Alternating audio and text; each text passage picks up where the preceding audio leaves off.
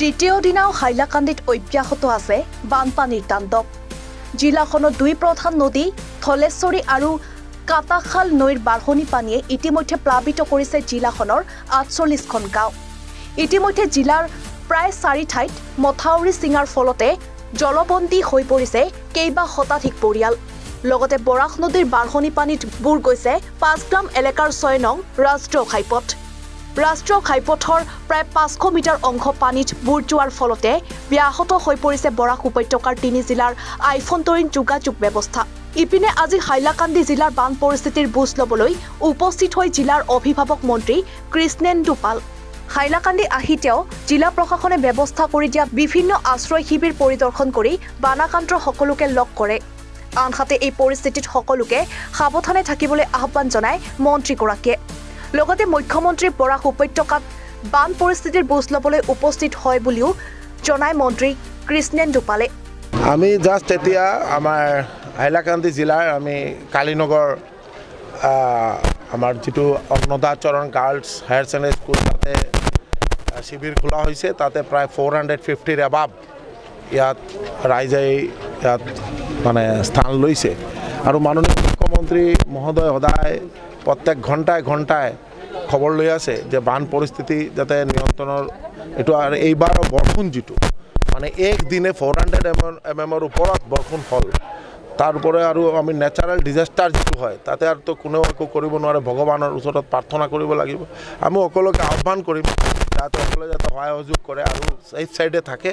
আৰু আমাৰ জিলাধিপতি মিষ্টাৰ হিবাৰে আৰু আমাৰ চাৰ্কুল অফিচাৰ গোটেই ডিপাৰ্টমেণ্ট ৱাটাৰ ৰিচোৰ্চৰ প্ৰত্যেকটা ডিপাৰ্টমেণ্টে খুব ট্ৰাই কৰি আছে যে হাউ টু ছেভ দ্য মানে ডাইকবিলাক যাতে ভাল থাকে যাতে আৰু মানে ডিজাষ্টাৰ নহয়। আৰু আমাৰ মাননীয় মুখ্যমন্ত্ৰী মহোদয়ে সদায় মানে খবৰ লৈ আছে। কালি বা পৰহিৰ মাজত মুখ্যমন্ত্ৰী মহোদয় আহিব পাৰে। আৰু আপোনালোকে জানে যে এতিয়া আমাৰ অলৰেডি ধলেশ্বৰীত যিটো আমাৰ নদীৰ মানে ধীৰে ধীৰে পানীৰ অৱস্থা অলপ 2 চেণ্টিমিটাৰ 3 চেণ্টিমিটাৰ বাঢ়ি আছে। আৰু আমাৰ কাছাৰ আৰু কৰিমগঞ্জৰ লগত শ্ৰীভূমিৰ লগত এতিয়া ডিছকানেক্টেড হৈ গ'ল। হাইলাকান্দিৰ লগত ডিছকানেক্টেড হৈ গ'ল। ৰাস্তাৰ ওপৰত পানী প্ৰায় 4 ফুটৰ ওপৰত পানী বহি আছে। এইকাৰণে সকলোৱে যাতে ছেফ ছাইডে থাকে এইটো আমি আহ্বান কৰিম। মুখ্যমন্ত্ৰী মহোদয়ৰ লগত কথা হৈছে আৰু যদি বন্যা পৰিস্থিতি আৰু যদি মানে বেয়া হয় তেতিয়াহ'লে মাননীয় মুখ্যমন্ত্ৰী মহোদয় আহিব আৰু আমি অলপ মানে বুজ ল'ম। এতিয়া জিলাধিপতিৰ অফিচৰ মিটিং আছে। মিটিঙৰ পিছত বুজ লৈ মুখ্যমন্ত্ৰী মহোদয়ৰ লগত আলোচনা হ'ব। আপোনালোকে দেখি আছে অলৰেডি চলি আছে মানে মেডিকেল ট্ৰিটমেণ্টৰ পৰা খোৱা বস্তুৰ চব ব্যৱস্থা ইয়াত লোৱা হৈছে। পশুখাদ্য এতিয়া আহি আছে আৰু এইটো বণ্টন হ'ব। যিটো বৰ্তমান পৰিস্থিতি তাৰ পৰা আৰু অৱনতি হোৱাৰ সম্ভাৱনা আছে কাৰণ ডিছকানেক্টেড হৈছে হাইলাকান্দি বাকী জিলাসমূহৰ পৰা।